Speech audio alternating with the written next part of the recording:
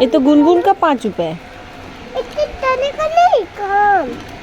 काम चलेगा लेकिन अभी दुकान बंद है। चलो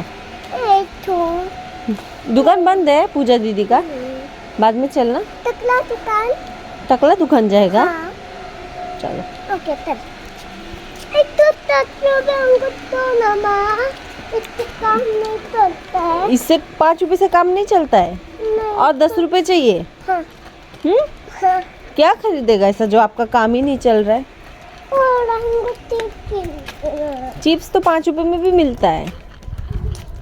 लॉलीपॉप कितने मिलता है माँ? लॉलीपॉप भी 5 रुपए में मिल जाता है आराम से बेटा। कितने का টাকা बताए? মই রাখত ফাঁচাইছিলো 30 টাকা কৰি।